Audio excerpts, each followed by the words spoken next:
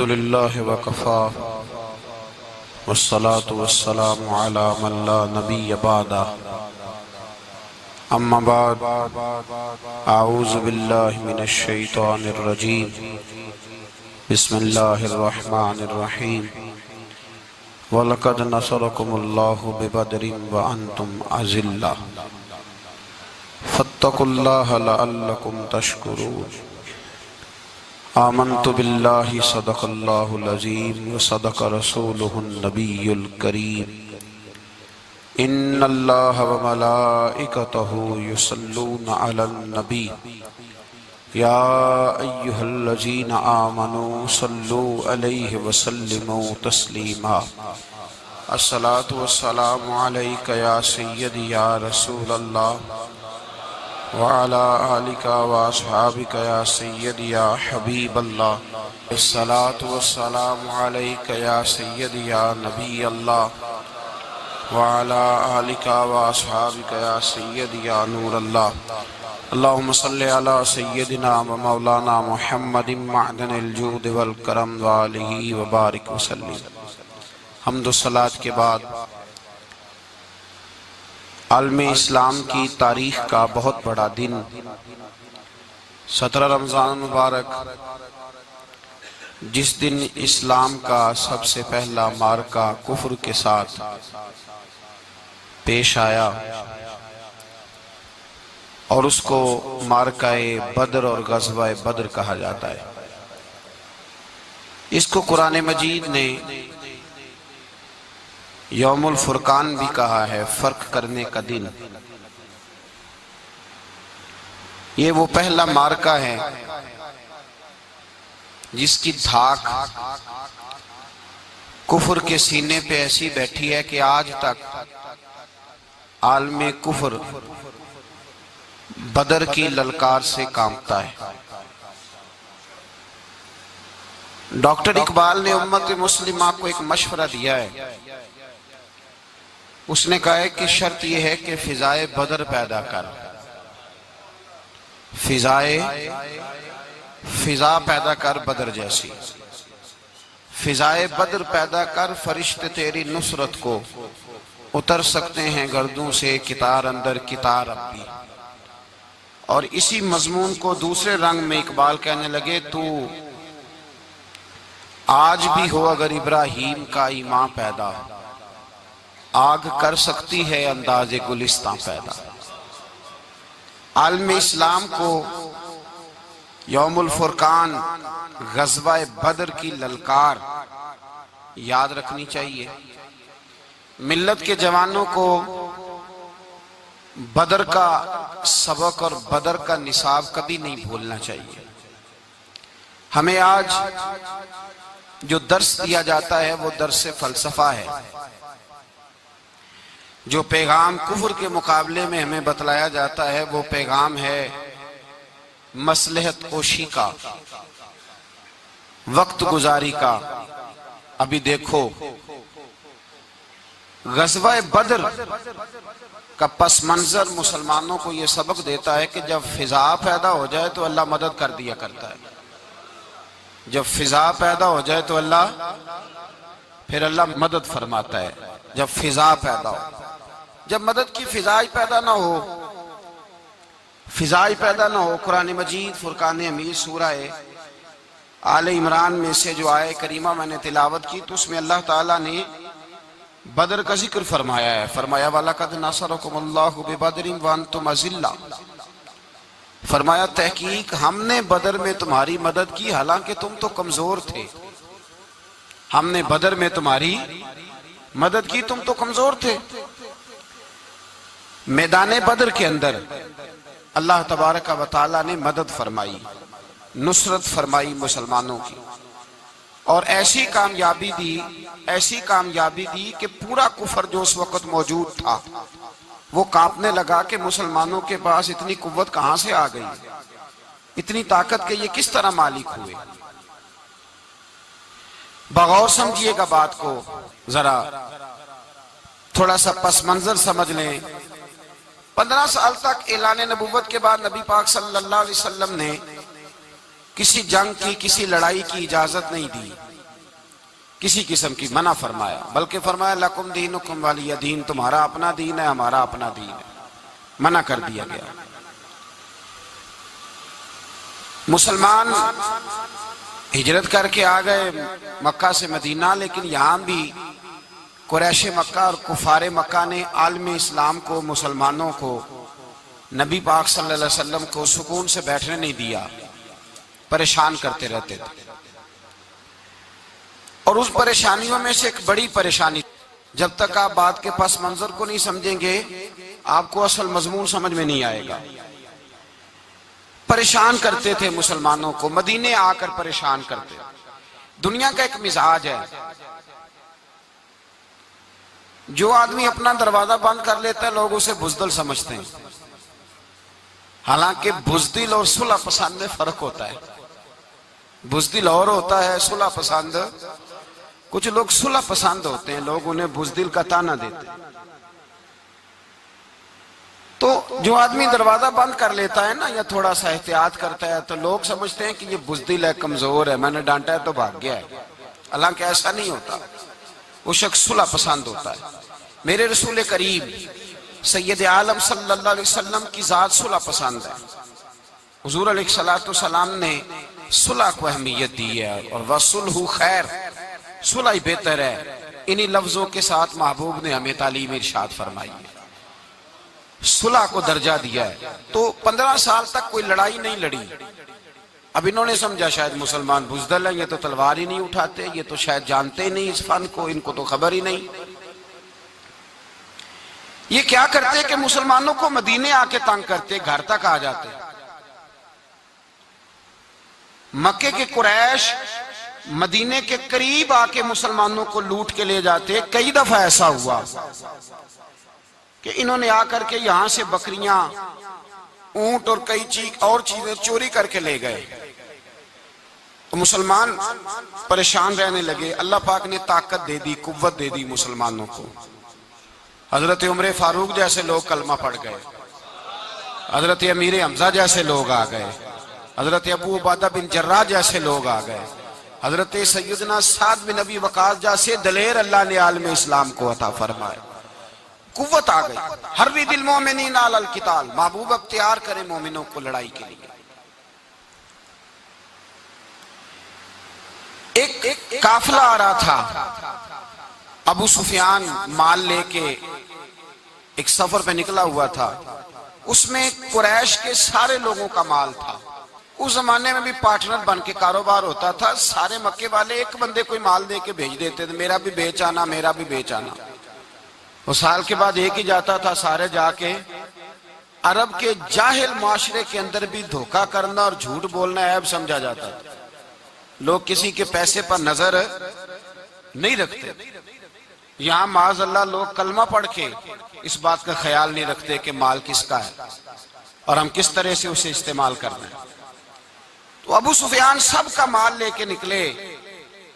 جب یہ مدینے کے واپس آ رہے تھے نا، شام سے ہجرت کر کے مدینے کے پاس سے گزرنے لگے، تو اللہ کے رسول سید عالم علیہ السلام نے مسلمانوں سے کہا کہ چلو ہم بھی ان کا ایک قافلہ روک لیں، انہیں احساس دلائیں کہ تم ہمارے ساتھ زیادتی کرتے ہو تو بازو میں ہمارے بھی قوت ہے۔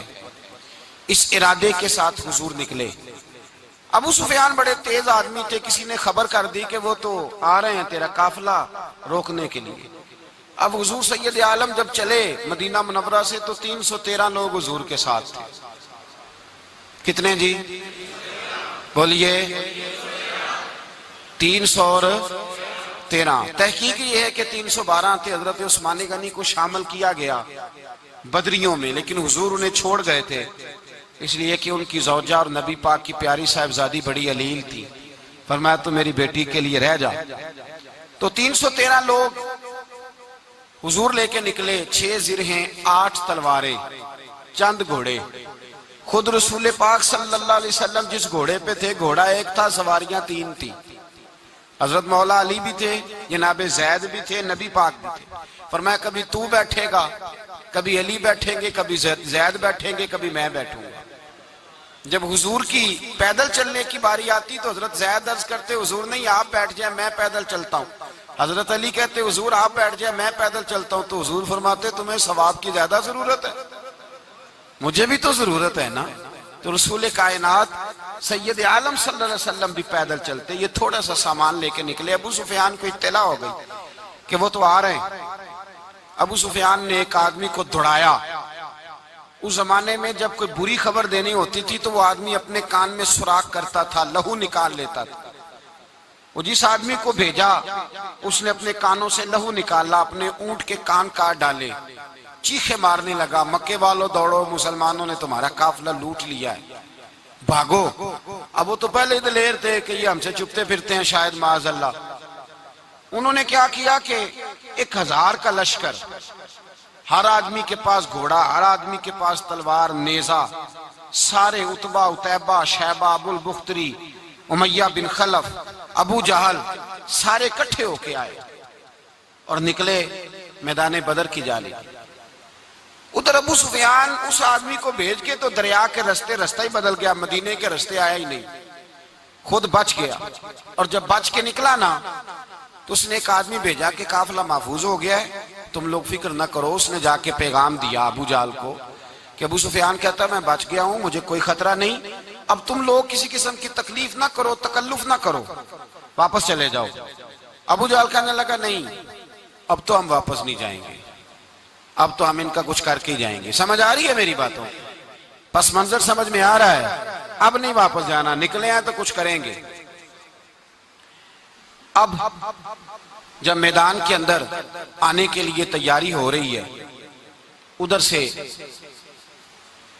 پتہ چل گیا، نبی پاک صلی اللہ علیہ وسلم کو اطلاع ہوئی کہ ابو سفیان تو اپنا لشکر بچا کے، قافلہ بچا کے لے گئے، لیکن قریش بضد ہیں آنے کے لیے۔ نبی پاک صلی اللہ علیہ وسلم نے ایک جگہ پہ تمام مسلمانوں کو جمع کیا۔ یہ بات قابل غور ہے۔ حضور نے فرمایا بھی 1000 کا لشکر اسلحے سے لیس ہو کے آ رہا ہے، تم 313 ہو، تمہارا ارادہ کیا ہے؟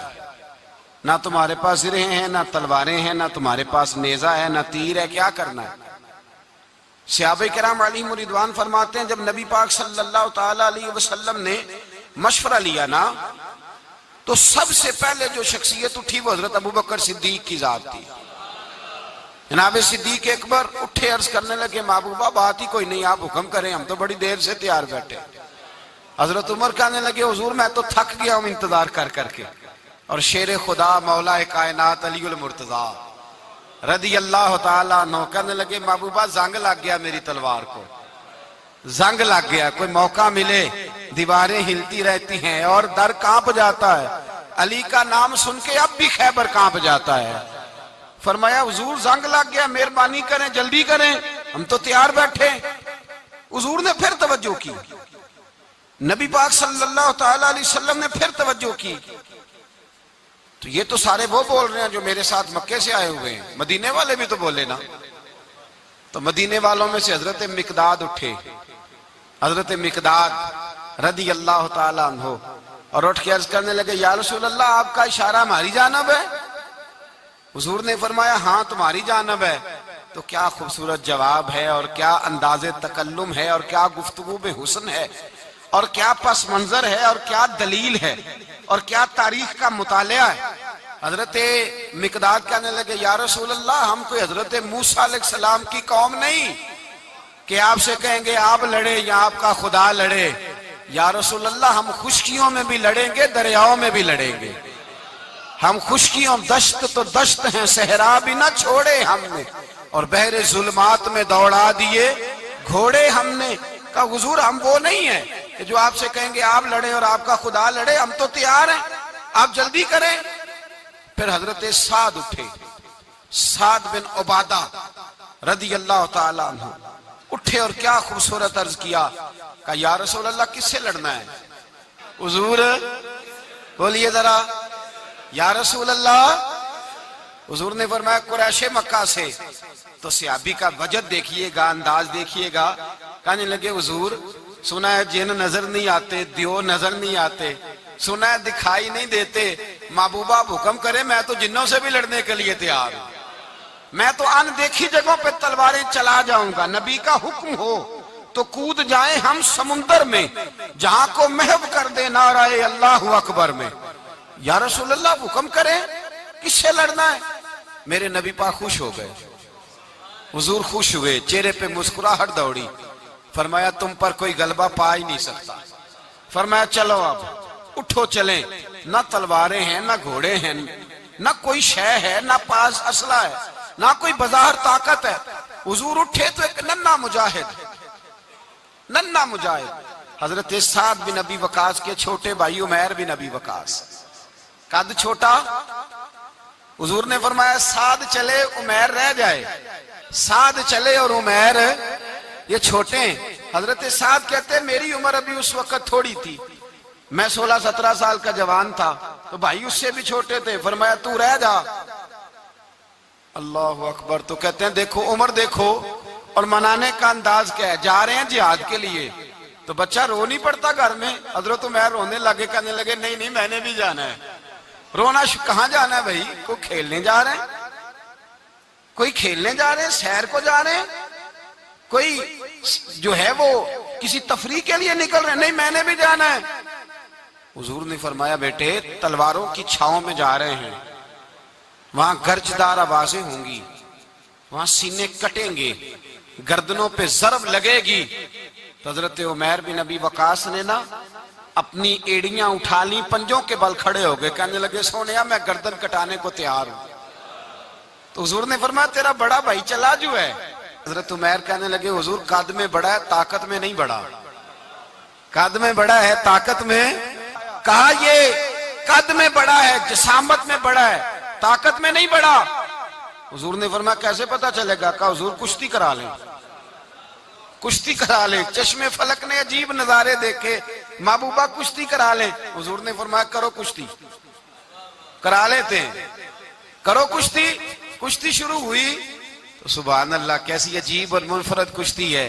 حضرت سعد بن ابی وقاص رضی اللہ تعالیٰ عنہ کہتے ہیں میرا بھائی پہلوان کشتی سے پہلے گلے ملتے ہیں نا، تو کہتے ہیں گلے ملنے آئے تو حضرت عمیر میرے کان میں کہنے لگے تیرا تو نمبر لگ ہی گیا ہے، اور محبوب جسے قبول کر لے پھر اسے درگزر اسے رد نہیں کرتے، تیرا تو لگ گیا ہے، تو یار چل تھوڑی دیر کے لیے گر جا بھائی، جو ہوا چل تھوڑی دیر کے لیے گر جا، میں بھی سلیکٹ ہو جاؤں گا، تیرا کیا بگڑے گا؟ قربان جائیں۔ امام زرقانی کہتے ہیں نبی پاک کی آنکھوں میں آنسو آ گئے، حضور نے بات سنی تو رو پڑے، فرمایا ہم پر بھی کوئی غلبہ پا سکتا ہے؟ جس قوم کے 14 سال کے بچے لڑنے کو تیار ہوں انہیں کوئی گرا سکتا ہے؟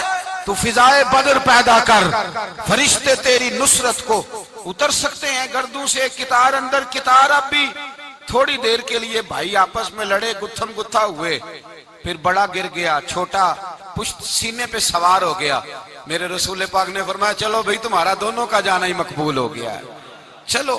یہ انداز تھا۔ نہتے 313 بشر شوق شہادت میں، نہتے اس کو کہتے ہیں جس کے پاس اسلحہ نہ ہو۔ نہتے 313 بشر شوق شہادت میں نکل آئے تھے میدان میں محمد کی قیادت میں، نہ تیگ و تیر پہ تکیا، نہ خنجر پر نہ بھالے پر، بھروسہ ہے تو ایک سادی سی کالی کملی والے پر، بھروسہ ہے تو ایک سادی سی کالی، زیادہ مہنگی بھی نہیں، سادی سی کالی کملی والے پر، بھروسہ ہے تو ایک سادی سی کالی کملی والے پر۔ میرے مصطفیٰ کریم علیہ السلام کا لشکر میدان کی جانب، ادھر کفار جوش و خروش سے طے پایا رستے میں۔ ابو جہل نے کہا کہ روز ایک سردار اونٹ ذبح کرے گا، گانے گانے والی عورتیں گانے گائیں گی، بدر کی فضا دیکھ لیں، گانے والی گانے گائیں گی، روز ایک اونٹ ذبح ہوگا، شراب کے دور چلیں گے معاذ اللہ، اور مسلمانوں کے خلاف جوش پیدا کیا جائے گا۔ ادھر کھانے کے لیے شے کوئی نہیں، کوئی طاقت نہیں، تو یہاں کیا ہوگا؟ میرے حبیب نے فرمایا راتوں کو سجدے کریں گے، دن کو اٹھ کے اللہ اکبر کے نعرے لگائیں گے۔ یہاں عبادتیں ہیں، ریاضتیں۔ میرے رسول کریم سید عالم صلی اللہ تعالی علیہ وآلہ وسلم سے پہلے کفار پہنچ گئے، انہوں نے پہنچ کر بدر کے میدان میں قبضہ کیا، جہاں کنویں تھے سب پہ قبضہ کر لیا، جو زمین خشک تھی، ریتلی تھی، وہ چھوڑ دی، اور جو زمین ہموار تھی اس پہ قبضہ کر لیا۔ جب نبی پاک صلی اللہ علیہ وسلم تشریف لے کر کے گئے تو ریتلی زمین، تپتی ہوئے صحرا، 17 رمضان کا دن، صحابہ نے روزے رکھے ہوئے صحابہ نے کیا کیا ہوا ہے؟ کیا کرنے گئے؟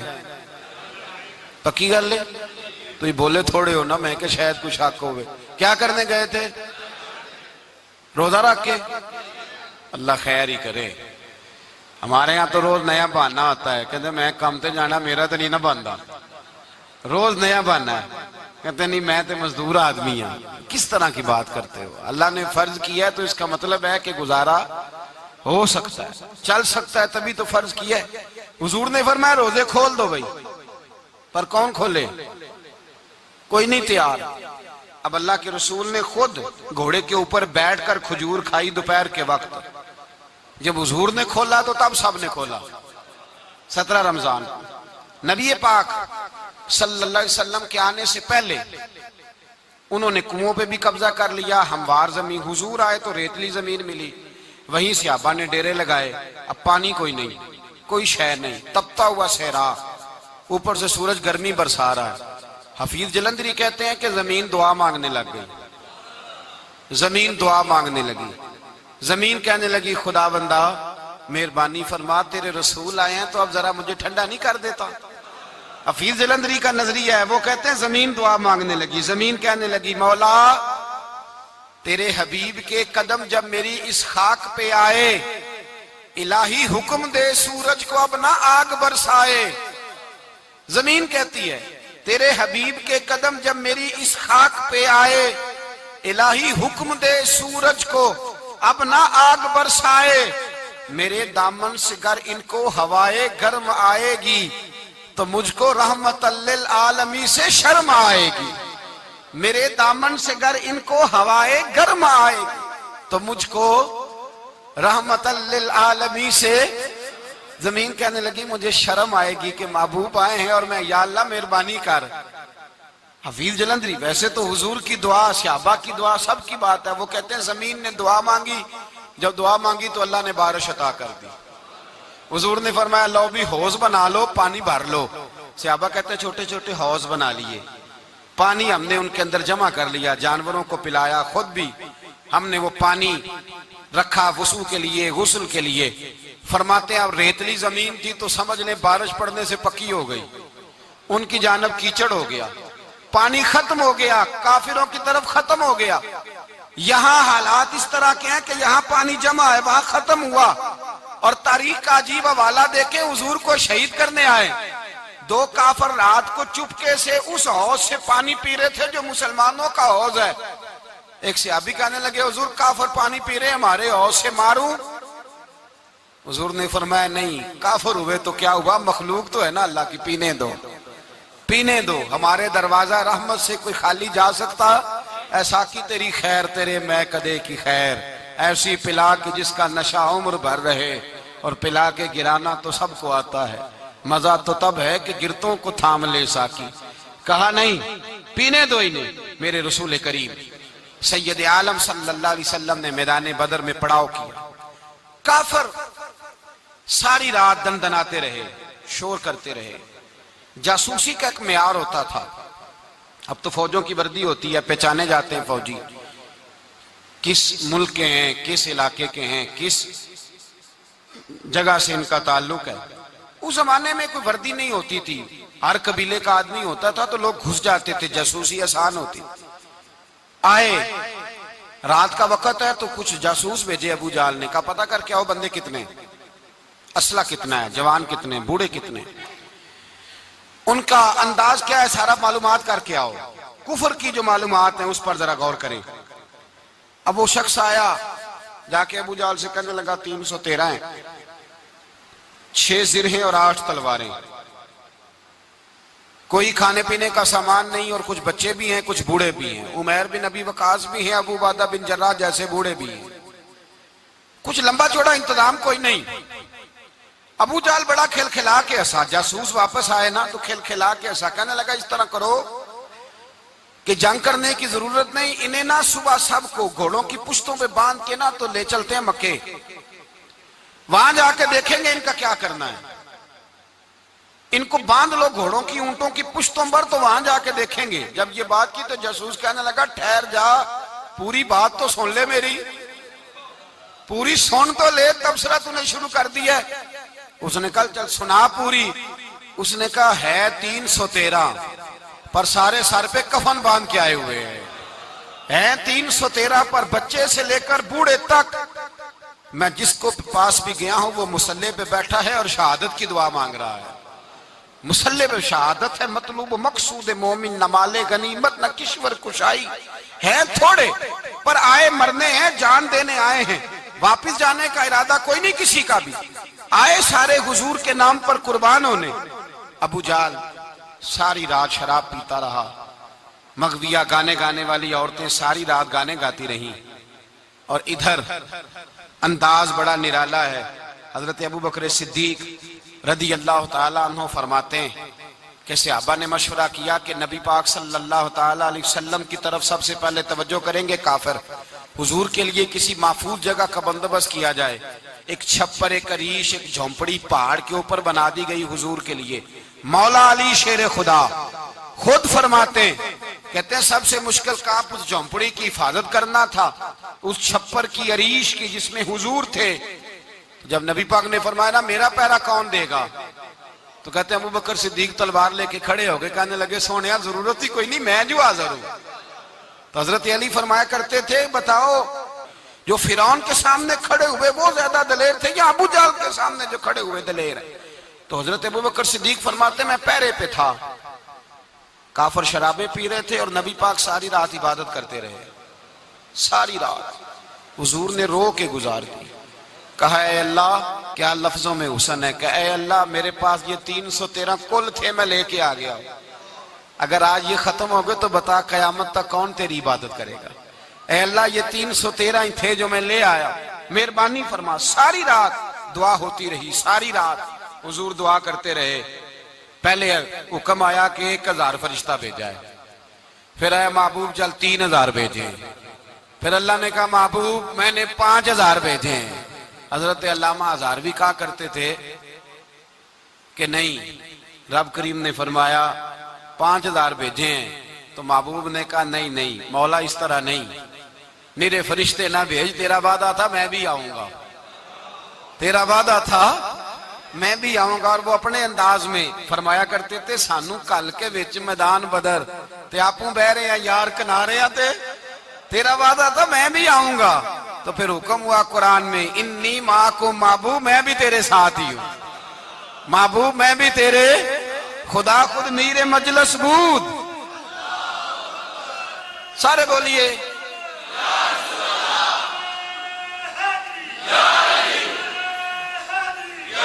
بھئی آج تو دن ہے نا نعرے لگانے کا، یوم البدر منا رہے ہیں، تو آج تو ٹھنڈا ٹھنڈا نعرہ نہ لگائیں، میں نے اپیل کی تھی کہ نعرہ تحقیق بھی لگایا کریں۔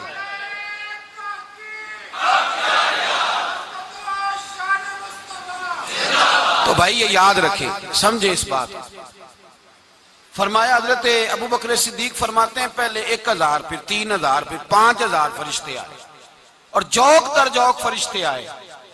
کہتے ہیں سرکار ساری رات روتے رہے، ساری رات، تیرے صرف اسلحے سے ہی اللہ کی مدد نہیں آئے گی، تو نے ایٹم بم بنا لیا اور توفیق عید کی نماز کی بھی نہیں، اس سے تھوڑی مدد آئے گی۔ میرے مصطفیٰ کریم سید عالم صلی اللہ علیہ وسلم نے فرمایا، امت کو درس دیا، اسلحہ بھی جمع کرنا، طاقت بھی اکٹھی کرنا، صفیں بھی بنانا، اپنے اندر اتحاد بھی پیدا کرنا، لیکن اگر تم نے کفر پر غلبہ حاصل کرنا ہے تو اس کے لیے خدائی مدد کی ضرورت ہوگی۔ اگر تم سے اللہ کی مدد روٹھ گئی تو جتنے مرضی اسلحے جمع کرتے پھرو، جتنی مرضی طاقتیں اکٹھی کرتے پھرو، پھر جس قدر مرضی تم ایٹم بم بناتے پھرو، جب خدائی مدد ہی تمہارے ساتھ نہیں تو کیسے نظام چلے؟ تو حضرت ابو بکر صدیق فرماتے ساری رات، حتیٰ کہ میں بے چین ہو گیا، حضور سجدے میں تھے تو میں حضور کے اوپر لیٹ گیا، میں نے کہا محبوب بس کریں، اٹھ کے دیکھے تو صحیح میرے اللہ نے کتنی مدد نازل فرما دی ہے۔ صبح رسول پاک تشریف لائے، صحیح مسلم ابو داؤد، کتابوں کے نام یاد رہیں گے؟ حضرت انس بن مالک حدیث کے راوی ہیں، کہتے ہیں حضور اٹھے اور ایک دن پہلے چھڑی لے کے میدان میں آئے، ایک دن پہلے اٹھے۔ دیکھو میرے محبوب کے علم کی شان، میرے اعلیٰ حضرت فرماتے ہیں اور کوئی غیب تم سے نہا ہو بھلا جب خدا ہی نہ چھپا رہا، اور کوئی غیب تم سے نہا ہو بھلا جب خدا ہی نہ چھپا رہا، تم پر کروڑوں درود۔ اور ہمارے ایک شیخ تھے علامہ تحسین رضا صاحب رحمۃ اللہ علیہ، ان کا بڑا خوبصورت شعر ہے، وہ فرمایا کرتے تھے علم غیب رسول کے منکر اس حقیقت کو بھول جاتے ہیں، غیب مانا کہ راز ہے لیکن راز اپنوں سے کب چھپاتے ہیں۔ راز مانا، غیب مانا کہ راز ہے لیکن راز اپنوں سے کب چھپاتے ہیں۔ ایک دن پہلے حضور میدان میں آئے، صحیح مسلم کی حدیث ہے، اور محبوب پاک صلی اللہ علیہ وسلم کی دست مبارک میں چھڑی ہے۔ حضرت انس کہتے ہیں حضور میدان میں آئے اور حضور نے لکیر کھینچی، فرمایا کل یہاں ابو جال مرے گا۔ کب مرے گا؟ یہاں مرے گا۔ فرمایا یہاں عتبہ مرے گا، یہاں عتبہ مرے گا، یہاں ولید مرے گا۔ حضرت انس فرماتے ہیں میری لکیروں پہ نظر تھی، لوگ جنگ لڑتے رہے، میں لکیریں دیکھتا رہا۔ اللہ کی عزت کی قسم جہاں حضور نے چھڑی رکھی تھی، جو مرا وہیں آ کے مرا ہے، جو مرا ہے وہیں آ کے، جو دن کو کہہ دیا دن ہے تو دن نکل آیا، جو شب کو کہہ دیا شب ہے تو رات ہو کے رہی۔ خدا نے ان کی زبان کو وہ اختیار دیا، جو نکلی منہ سے ان کے وہ بات ہو کے رہی۔ فرمایا جہاں حضور نے چھڑی رکھی تھی، جو مرا ہے وہیں آ کے مرا ہے میرے رسول کریم سید عالم صلی اللہ تعالی علیہ وسلم نے اگلے دن صبح اٹھ کے صف بندی بنوائی۔ حضور نے اپنے ہاتھ کے اندر چھڑی لے لی، فرمایا چلو ابھی صفیں سیدھی کرو۔ کیا کرو؟ کرانی چاہیے نا صفیں سیدھی، ہمیں کر بھی لینی چاہیے نا۔ حضور نے فرمایا تم صفیں سیدھی کرو، اللہ تمہارے دل سیدھے کر دے گا۔ تو یہاں سیدھے کرانے والے ہوتے ہیں، کرنے والا۔ اور میرے نبی پاک صلی اللہ علیہ وسلم نے فرمایا جب تم نماز کے لیے صفیں سیدھی کرتے ہو تو رب تو تمہیں دیکھ کے مسکراتا ہے، جو اس کی شان کے لائق ہے۔ حضور صفیں سیدھی کرا رہے تھے۔ حضرت سواد انصاری ایک صحابی تھے، تو پیٹ ان کا بڑا تھا، حضور نے چھڑی رکھی، فرمایا پیچھے ہٹ تھوڑا سا، بڑا پیٹ تھا، چھڑی لگائی نہ تو کہنے لگے حضور کیوں ماری ہے چھڑی آپ نے مجھے۔ نبی پاک صلی اللہ علیہ وسلم نے فرمایا چل ناراض نہ ہو، بدلہ لے لے، کہنے لگے لائیں دے بدلہ۔ حضور نے چھڑی پکڑائی تو کہنے لگے کپڑا ہٹائیں۔ حضور نے کپڑا ہٹایا تو جسم اقدس چومنے لگے، کہنے لگے محبوبہ پتہ نہیں تھوڑی دیر کے بعد کیا بننا ہے۔ میں نے کہا جاتی جاتے بوسے ہی لے لوں حضور، بوسے ہی لے لوں جاتے جاتے مصطفیٰ کریم۔ اور یہ واقعات کئی صحابہ کے، حضرت عکاشہ بن محصن کا بھی ہے اور بھی کئی لوگوں کا۔ میرے رسول پاک علیہ السلام میدان بدر میں، بدر کی فضا عرض کر رہا ہوں، دو صحابی تھے، ایک کا نام حضرت حذیفہ بن یمان اور ایک کا نام حضرت حسیل۔ یہ دو صحابی ہیں رسول پاک صلی اللہ علیہ وسلم۔ یہ کہیں سے آ رہے تھے واپس، ابو جال کی ملاقات ہو گئی۔ جنگ میں جا رہے ہو، اپنے نبی کے لیے آئے ہو، مدد کرو گے؟ انہوں نے کہا نہیں ہم تو ویسے ہی آ رہے تھے۔ ابو جال نے کہا اگر ویسے ہی آ رہے تھے تو ٹھیک ہے جاؤ، وعدہ کرتے ہو لڑو گے تو نہیں؟ کہا نہیں لڑیں گے۔ یہ دونوں وعدہ کر کے آ گئے حضور کے پاس، کہا یا رسول اللہ ہم نے اس سے وعدہ کر لیا ہے لیکن ہمارا ارادہ تو لڑائی کرنے کا ہے، ہمیں تو یہاں کے پتہ چلا ضرورت پڑی ہے۔ تو نبی پاک صلی اللہ علیہ وسلم نے فرمایا تم نے وعدہ کر لیا اب تم نہیں لڑو گے۔ کہا یا رسول اللہ کافر سے وعدہ کیا ہے۔ میرے نبی پاک نے فرمایا کیا تو مومن نے ہے نا۔ کس نے کیا ہے؟ اللہ اکبر۔ کوئی وعدوں کی پاسداری نہیں کرتا۔ میدان بدر میں جہاں ایک ایک فرد کی ضرورت ہے، ایک ایک فرد کی، وہاں رسول پاک نے فرمایا مومن نے وعدہ کیا ہے لہٰذا ہم دو مجاہد کاٹتے ہیں۔ فرمایا تم بیٹھ جاؤ تم نہیں لڑو گے۔ اب دونوں لشکر آمنے سامنے ہوئے، آمنے سامنے۔ سب سے پہلے آنے والوں میں سے ادھر سے ولید آیا، عتبہ آیا، اس کا بھائی شیبہ آیا، یہ تین آئے۔ کہنے لگے حضور ہمارے مقابلے میں بھیجے۔ نبی پاک نے انصار میں سے بھیجا، کہنے لگے یہ نہیں ہمیں چاہیے، ہمارے مقابلے میں قریشی اور ہاشمی بھیجو۔ برادری کا بڑا شوق تھا نا قریشی۔ حضور نے فرمایا چلو تمہارا جلدی مرنے کا ارادہ ہے تو بھیج دیتے، ٹھیک ہے تمہارے پائے کے بھیج دیتے ہیں۔ حضور نے فرمایا چلو امیر حمزہ اٹھو۔ حضرت امیر حمزہ اسد اللہ و رسولہ اٹھ کے کھڑے ہو گئے، فرمایا چلو علی آپ بھی اٹھو. شیر خدا تو یوں اٹھے کہ جیسے پہلے سے ہی کھڑے تھے. حضور نے فرمایا چلو. ابو عبادہ بھی اٹھے, تینوں صحابی اٹھے. حضرت عبادہ ذرا بوڑھے تھے, ان کے لیے تھوڑا مشکل ہوا دشمن کو سنبھالنا. باقی تو دونوں نے کاٹ کے رکھ دیے دشمن. اور حضرت علی رضی اللہ تعالیٰ عنہ نے دیکھا نا جناب عبادہ ذرا زخمی ہو گئے, دشمن ان کا بھاری ہو رہا تو دوڑے گئے, مارا. حضرت عبادہ کا دشمن بھی مارا اور جناب ابو عبادہ کو کندھوں پہ اٹھا کے در رسول پہ لے گئے. کہنے لگے سونیا یا رسول اللہ آپ کے دشمن میں مار آیا ہوں, غلام بچا کے لے آیا ہوں. یہ میں لے آیا ہوں آپ کی, یہ شان ہے حضرت علی شیر خدا کرم اللہ. اب جنگ کا نکارہ بجا, کہاں 1000. ایک مورخ کہنے لگا نہیں پورا 1000 نہیں تھا, 950 تھا. میں کہا چل تو 900 کر لے یار, اس میں کون سی حرج والی بات ہے. پھر بھی 900 اور 300 کا کیا مقابلہ. اور پھر اسلحے سے لیس 1000 کا لشکر. میرے رسول کائنات سرور عالم صلی اللہ علیہ وسلم جب جنگ چھڑی, امیہ بن خلف بڑا مارتا تھا حضرت بلال کو. جناب بلال کے قابو ہی آ گیا, حضرت بلال کے قابو آ گئے. کہنے لگا معافی مل جائے گی, معافی مل جائے گی, معافی مل جائے گی. دوڑنے لگا. حضرت عبد الرحمن بن عوف کہنے لگے بلال جب کوئی معافی مانگے تو دے دینی چاہیے. فرمایا سب کو دینی ہے, اس ظالم کو نہیں دینی. پکڑ کے مارا جناب سیدنا بلال حبشی رضی اللہ تعالیٰ, پکڑ کے مارا. فرمایا مجھے بڑی سزائیں دیتا تھا. اس امت کا فرعون ابو جہل نے ساری زندگی ستایا ہے. 2 چھوٹے چھوٹے بچے معوذ اور معاذ, اور ان کی عمریں 17 سال سے کم بتائی جاتی ہیں, اور حسین لفظ ہیں. حضرت عبد الرحمن بن عوف کہتے ہیں دونوں میرے پاس آئے, اور ایک روایت میں یوں بھی انداز ہے, کہتے ہیں ایک بھائی کا قد چھوٹا تھا, تلوار اونچی تھی اس سے, اور آئے. اور یہ لفظ ہیں تاریخ میں محفوظ. آئے آ کے کہنے لگے عبد الرحمن سے چچا ابو جہل کدھر ہے. تو میں نے کہا تم نے کیا کرنا ہے. ان کا جواب پتہ کیا ہے, یہ نہیں کہا کہ دین کا دشمن ہے, یہ نہیں کہا بڑا ظالم ہے اس لیے مارنا ہے. کہا تم کیا کرو گے. تو جواب وہ شاہ نامہ اسلام نے اپنے لفظوں میں بیان کیا. کہنے لگے مریں گے. زیادہ یہی ہے نا کہ ہم کمزور ہے. پوچھنے کا سٹائل یہ تھا کہ تم بچے ہو, تم نے کیا کرنا ہے. تو پتہ ان کا جواب کیا ہے. حفیظ جلندری کہتے ہیں وہ کہنے لگے مریں گے یا ماریں گے ناری کو. سنا ہے گالیاں دیتا ہے وہ محبوب باری کو صلی اللہ علیہ وسلم. کہنے لگے ہمارے نبی کو معاذ اللہ برا کہتا ہے, چھوڑیں گے نہیں, جانا ضرور ہے. اگر اسے مار نہ سکے تو مار کے تو آ جائیں گے نا, جانا ضرور ہے. تو کہتے ہیں ہم نے اشارہ کیا, میں نے کہا وہ گھوڑے پہ جا رہا ہے, وہ دیکھو. کہتے ہیں بس چھلانگے لگاتے دوڑے, بھاگے گئے. ایک نے اچھل کے تلوار ماری, دوسرے نے بھی گرایا, تیسرے نے بھی زخمی کیا. ابو جہل نے تلوار ماری تو ایک بھائی کا بازو کٹ گیا. بازو کٹ گیا تو ہلکا سا گوشت لٹک رہا تھا, اس نے پیر رکھ کے گوشت بھی جدا کر دیا اور کاٹا ابو جہل کو. جب نیچے گرا تو اب عبداللہ ابن مسعود آئے, دیکھا کچھ جان باقی ہے, رسی جل گئی, بال نہیں گئے.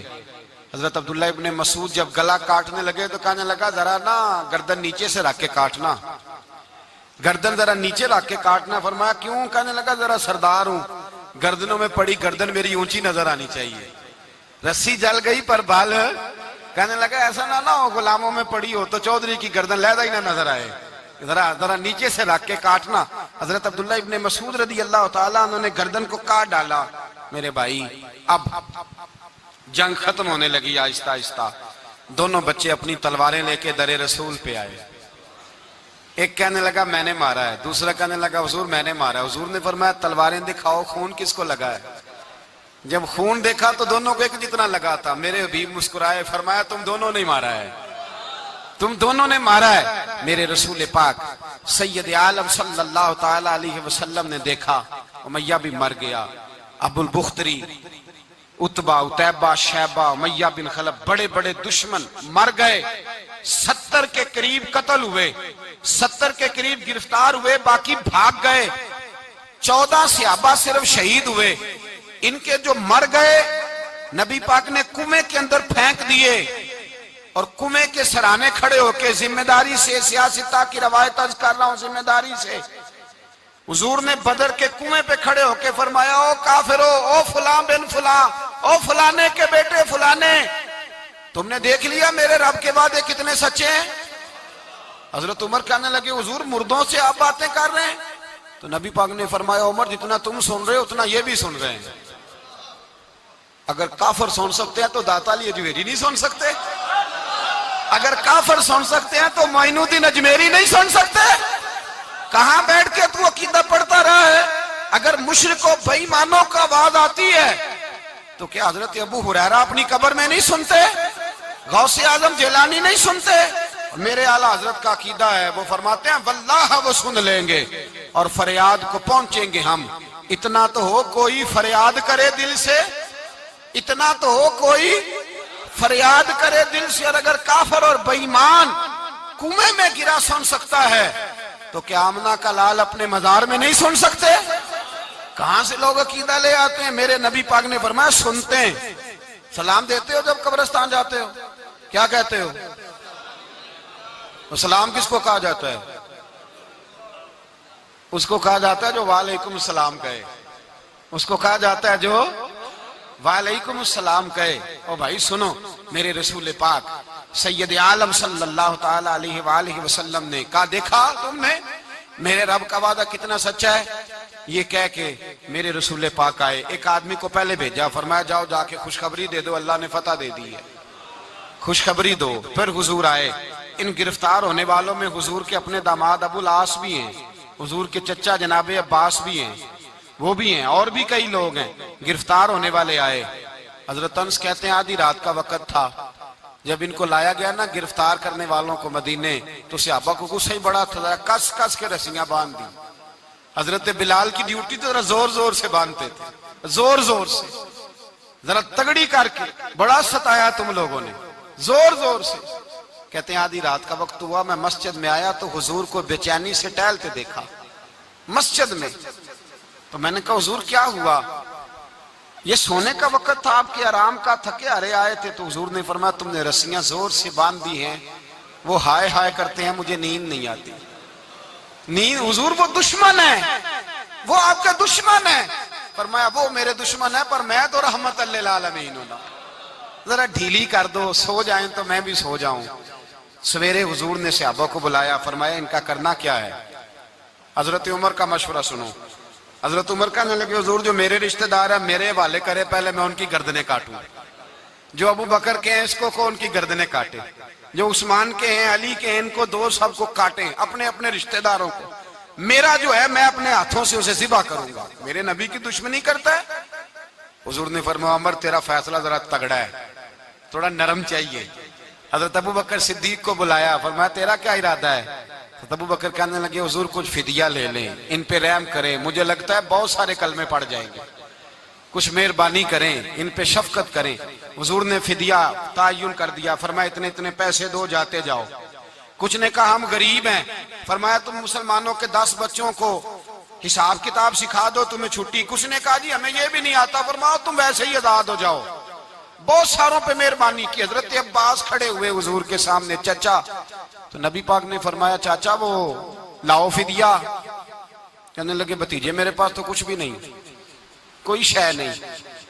تو حضور نے فرمایا چاچا وہ جس دن تم آ رہے تھے کمرے کا دروازہ اندر سے بند کر کے اتنی بڑی سونے کی اینٹ میری چاچی کو دی تھی، کہا اگر میں بچ کے آ گیا تو ٹھیک ہے، نہ آیا تو تمہارے لیے کافی ہوگی. وہ کدھر ہے؟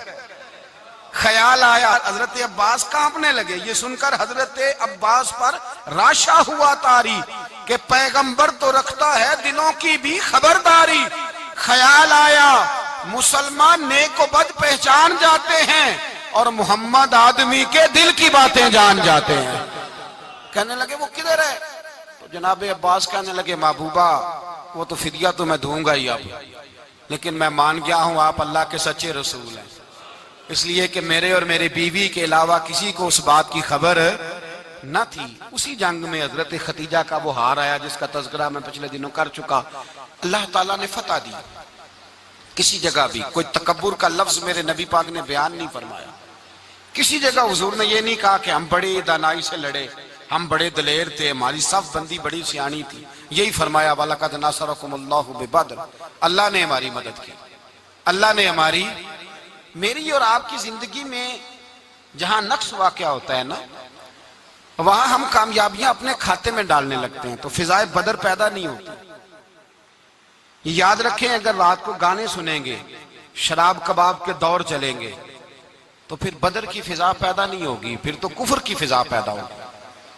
اور اگر رات کو مصلے آباد رہیں گے، میں نے کچھ دن پہلے کہا تھا جمعے میں، صلاح الدین ایوبی جب جنگ لڑ رہے تھے تو ایک بحری بیڑا آ رہا تھا دشمنوں کا، اسلحہ لے کے. مسلمانوں کے پاس اسلحہ پہلے کم تھا، تو ایک بحری جہاز اور اسلحہ لے کے آ رہا تھا عیسائیوں کا. تو صلاح الدین ایوبی ساری رات مسجد اقصی میں روتے رہے.